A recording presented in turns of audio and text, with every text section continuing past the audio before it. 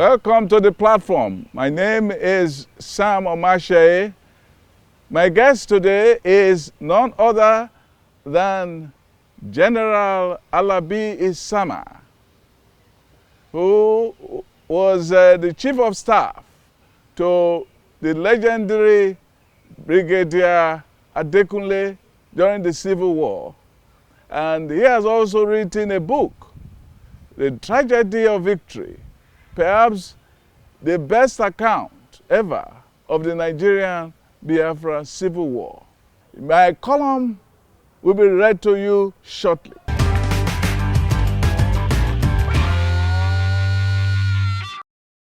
History has taught us that when hostilities begin, no one believes it. We overestimate the dove in human nature. The president ought to address the slide into a de facto hate state. We are gradually descending into a normalization of interethnic hate.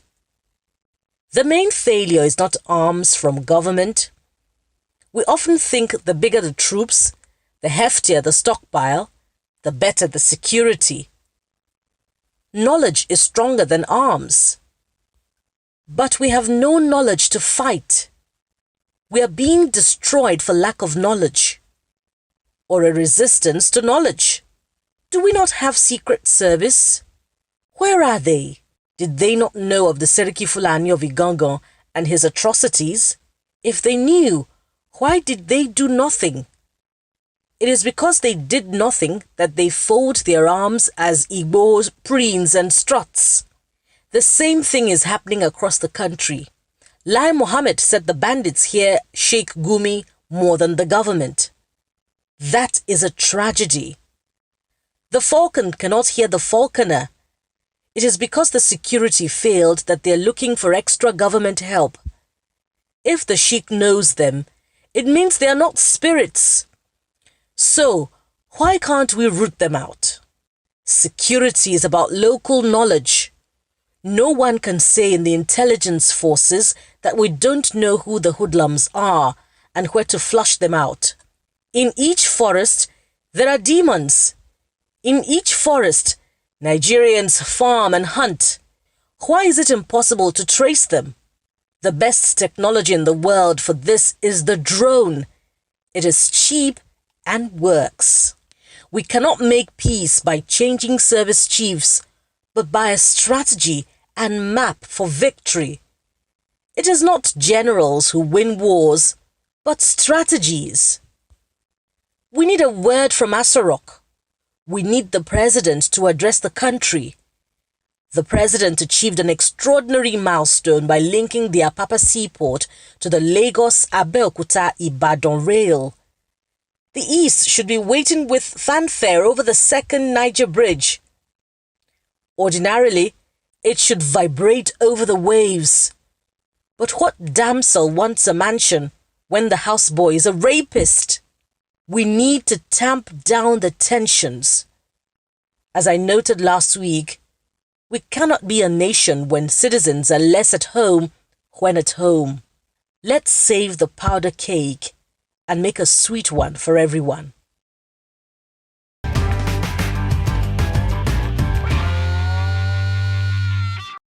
The politics would determine the military. Of course. Rather than the military determine the politics. That is where I want to blame the media as well. Because every day you will see the military man talking to Nigeria. And saying that we got this place, we cut out, will finish we just finished. We don't know. The report usually is that, oh, we just took out some militants in one village in northeast, and they show us the picture. But that has nothing to do with You have the minister. You have the minister of defense who should say that this is not a military government. But then the military was there every day. They captured, they kidnapped 300 children. Yes. Okay, first of all, silly enough, they said there were only 10. Yes. Okay. But then you have parachutists. And then you were demonstrating parachutists during January 15th Army Day. Yes. That's when you need the parachutists. Where are your weapons when I need them? And then they said the Air Force bombed their Metesine camp or whatever, Boko Haram camp, and 20 people killed. Who counted the number killed? It's a coordination. If the Air Force got intelligence that that is their camp, you pass it on to the military, you pass it on to the police. Together, they will advance to the place. As you bomb the place, and they will either run away or dead, the military will occupy the place. So where did the government send the military? If the government did not send the military anywhere, you are telling them to do their best. What best? The man is not trained to do his best. He's trained to go to where he is sent. And succeed. That's all. He cannot fail. And if he fails, you must change the commander. But because you did not send them to a particular place, this Ambisa forest we're all talking about, yeah, you were that there. was my headquarters during my Tesene. Yes. And my headquarters, what surprised me of all this is the fact that David Mark was one of my officers that went with me. He became the Senate president, and Boko Haram was there bothering them. He saw the way we did it. It took 15 days. Nobody died. These Boko Haram people are Nigerians. And if you say you are de-radicalizing them, okay, which is a good idea, which is what we did in the case of Biafra, it's not an easy thing to do. But once you have de-radicalized them, they will then lead you to their positions. They are Nigerians. Killing them is not going to solve this problem. You have to go back into the error. And what is the error? What is our aim? The government voted $1 billion some few years back. Yes. In today's money, that's about 400 billion naira. If you spend 200 billion looking for peace, and the other 200 billion to fight, you'll be surprised that with the 200 billion For peace. You will get peace. You will make the fighting irrelevant. Yeah, of course. Of course. And if the fighting is irrelevant, then you have peace. So you have to, the government has to define its aim. What is the aim? What is the purpose for this fighting? You will continue for the next 100 years because even you journalists that do investigative journalism, you have not been to Maiduguri lately. If you have been to Maiduguri lately, you will see hotels springing up as if it's a tourist center. Yeah. You will see the number. I was there. You were there? Yeah, I was you will see there. the number of But expatriates, yeah. The NGOs. Yes. They're all there. They're all there, yeah. It is like a carnival in Maiduguri. You have to go there and see. Now, who is selling rice? Who is selling the food? Who is selling the water? Who is selling the recharge card? If those are things you need to investigate. And let me tell you, the war will not end until you have stopped the ATM machine idea.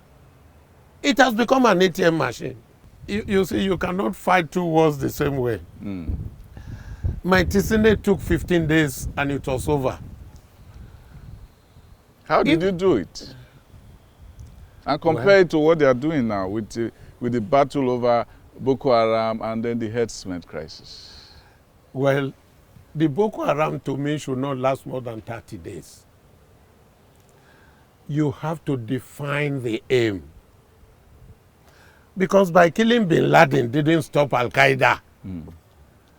If you kill the entire Boko Haram, it's not going to stop Boko Haram. Boko Haram is an idea. Yeah. It's like Biafra. Whether you like it or not, in the next 100 years, you will be talking about Biafra. Until there is justice. That is what is missing. That's what is missing. You need to get them together and find out what is their pain. It is the pain of Egypt that took Israelis to Canaan. Yes. You have to find out what is their pain. That was how we did the case of Biafra. That's why when they say Biafra surrendered to Marine Commando, it was not because they were killed. It was because we agreed that, all right, there will be no more fighting if you do this, that, and they did. They were ready. They were always recruiting. Okay. Biafra was always recruiting. Because Because the idea was alive. That's right. So it was fertile. That's right. So when we got to a town and we said, look, we are feeding you. We are doing everything for you. Your children took WAEC exam. Your children are in boarding school. You can see Radio Biafra is lying to you and all that. We had already killed that Biafra idea. And those Biafrans that we captured, they led us to their positions. And that is what it is. You need to get these people that you captured together. In the case of Mike Tesine, we got all of them together. What is your pain? They told us. We got a leader for them. We went to Chad border. The Lake Chad already has dried up. Yes. So they were fishermen, they cannot fish. And then the Fulanis came wanting to use the same land and eating their crops. That's how the fight started. And at the end of it all, knowing what happened, I told Danjuma to let me go and solve that problem. He said, but there's a commander there. No. This is beyond that commander. You need to understand the history. That's why people... That's still why Danjuma was a chief of army staff then, yeah. So I asked if I could go and solve the problem. By the time I convinced him, he said, okay, you can go for 30 days. In 15 days, I was back. Nobody died. The police were with me. I got the soldiers to stand by. The police went with me to the border in Cameroon, to Chad border, to Niger border. All the borders we went, closed that border, linked up with the people in there, the governments of these countries. And if we have no agenda, the Boko Haram that we have today cannot be more than 30 days.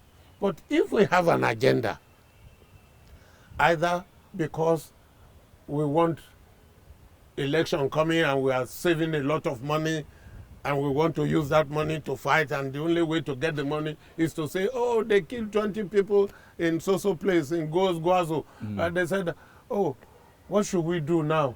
Oga, 20 people they killed. That's a lot. But if you give us 2.5 billion, let's manage 2 billion. We will come back with an answer. Okay, you got 2 billion. And then after 2 weeks again, hey, they've kidnapped another 30. What can we do now? Oh, let us manage 3 billion. Maybe 4, but let's manage 3. We will come back for one more. You know, and we have turned the whole place into a bazaar. and everybody, just go to Maiduguri and you will see who's selling the rice, who's selling the pepper, who's selling the salt. Even in the camp, IDP camp, you need to see the thatch roof they built for them. They're there. It's called feudal system. In feudalism, they want you poor. And when you are poor, we will bring money. And keep you poor. Oh, we have to keep you poor. So long as you eat, and you are clothed, and you have a shelter over your head, you should not have any more ambition. You are not supposed to eat to your satisfaction. So that you can be satisfied by looking at me and asking for more. That's right. That's right. That's feudalism. There's no way you can continue with feudalism in this country and you will see that there will be poverty everywhere. But then the elites are there with all the money. But you see, even the Quran I read told me that we do evil to ourselves and do evil to others. God doesn't do evil. Even in the Hadith, he said Jesus Christ is coming back. If Jesus Christ is coming back, he's coming to meet people that kill and shed blood, or people that cause blood to be shed, and Jesus is coming back. That is the point. And then you see your National Assembly again, they are not busy enough on this security issue. They're talking about marrying an underage girl so that they can vote. Everybody is looking for next vote of 2023. Yes. Some silly idiots. If you want to marry underage girl, There's no part of the Quran that said that. That is why there will continue to be poverty in the north. If you fail to change the feudal system, if you fail to change feudal system, you will continue to have underage girl, a 30, 40-year-old man married an underage girl. By the time the poor idiot is 80 years old, the girl is getting 30, 40, 50. So the man pegs off. The woman already has about 4 or 5 children. Who will take care of them? Who's going to take care of the 4 or 5 children? Look at every town in Nigeria today, more than 50% of the beggars are from the north. More than 50% of the truck pushers are from the north. So how do you not? How can we not link that now to the criminality? Like the young growing up and discovering that, look, there's nothing for me. Yes. So why should I not go and get something for myself, even if it means kidnapping them or cutting off their heads and so on and so forth? Look, let me tell you one quick story. There was this story of a boy who had left university, finished school, and 4 years hasn't gotten a job. They would go play draft somewhere and run around, and 2,000 to 3,000 naira in his pocket somewhere, and they were still living in the house. The mother, a nurse, retired. The father, a teacher, retired, and all that kind of stuff. So one day they just said, wait a minute, you used to drive your father's car. I say, yes. Well, let's drive this car, let's go. And they went and robbed the bank somewhere, and they came back, and they gave this man 100,000. Huh? He said, this, now my own. They say, yes. Just for giving you the car. He said, I beg. Next time when we want to go, just tell me so that I can hold my driving license. It has become legalized now. Yes. That's why you must, look, if you have a cook in the house, I remember asking my cook, and I said, why are you not among those that are protesting? He said, okay, you will call me 3 times within 1 hour. Where will I say I have been to? It's because they have no job. Believe me, the answer to what the problem is very simple. Call the Boko Haram. They are Nigerians. Killing them is not going to solve the problem. The same thing is the cattle herders, yes. This Fulani group. I have a farm in that Ibarapa area. We are the best of friends. And my method was different. I had divided the farm into plots, and I said, all right, for January, this is where you will be. For February, this is where you will be, and all that, all that. I will give you water and I will give you grass. In return, number one, my cow, if one is lost, you are dead. You are in trouble. And you're talking to General, you hear me? They say, yes, sir. Okay. And they did that. I never bought fertilizers. Because in 1 month, they had already fertilized that part of the land. And that's where we'll plow during the rains. And then we will come back to the other side during the dry season. Ibarapa area is the nearest savannah to Lagos. The problem there will continue to be the same. You see, they are killing and maiming and kidnapping now because they are already emboldened by the fact that Buhari is the president. They are now emboldened, and that's why they can now say, because what is Miyeti Allah means, me, I, Yeti, thank Allah, God. I thank God. I thank God, Cattle Rearer Association. Yeah. What about the Poultry Association and Fishery Association? So the Mieti, if, for instance, during this Kankara thing, they said Mieti Allah people went and rescued the children. Thank God for that. It's another organization that was able to help. But when it comes to killing, maiming, and especially when they say, the president himself said that some of these people are not Nigerians. Yes. And well, then we are not Nigerians, let's get off and remove them.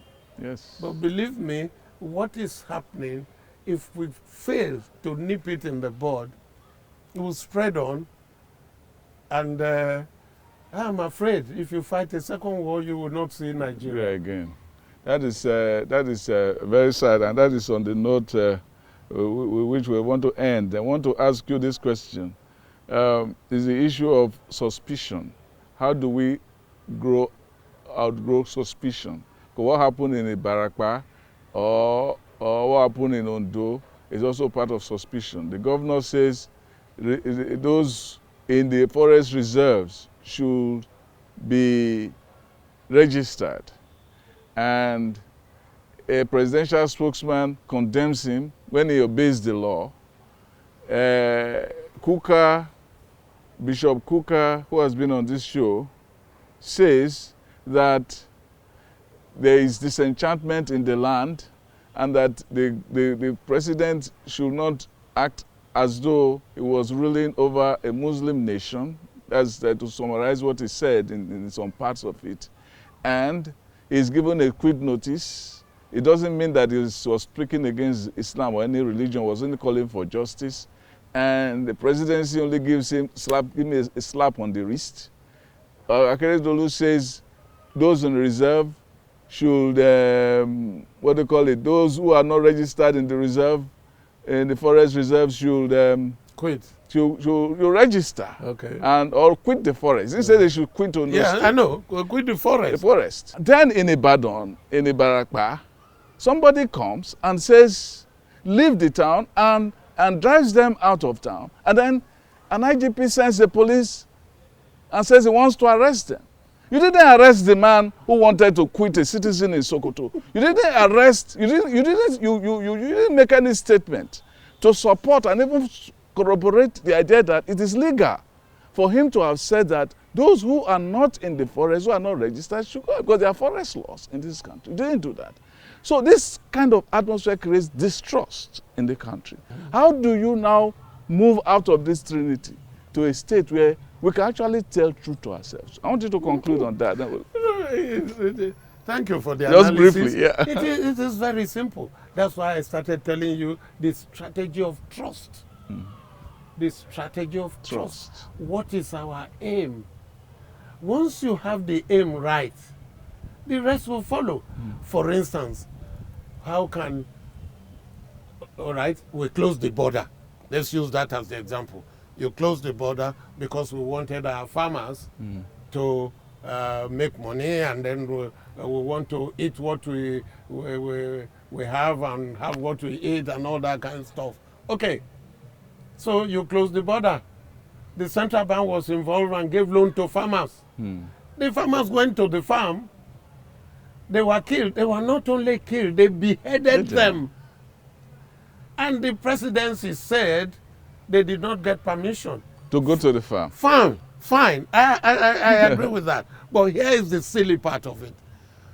In which of the forms that they failed to get the loan, or when they applied, that you said you will go to the army or go to the police or go to the governor to get your license before you can go to your farm.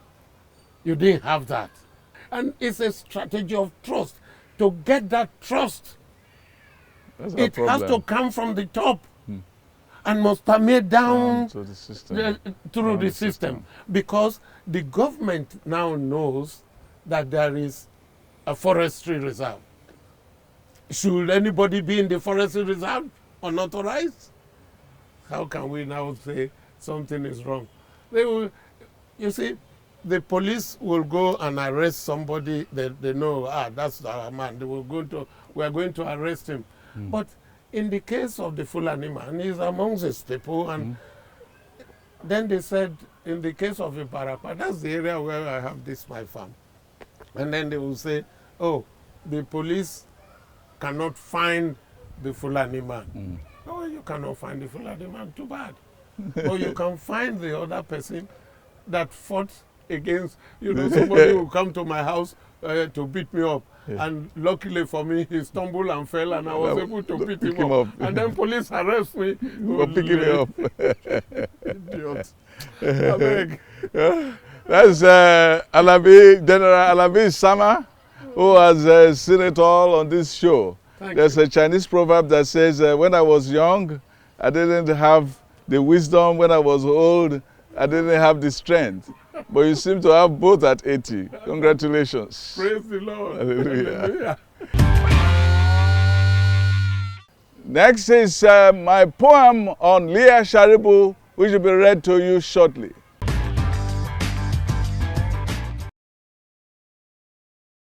Don't give up on love, Leah. If at home your golden heart sings, we don't fare better. Moms and girls now pray to return from the farm, and men to peep out of the window. Every air is a tocsin of fear, yet we make happy bonfires and feasts even after the funeral tear. And thank you for being on this show. You can join up with me on my website, www.atsamomashaye.com. And until next time, be good.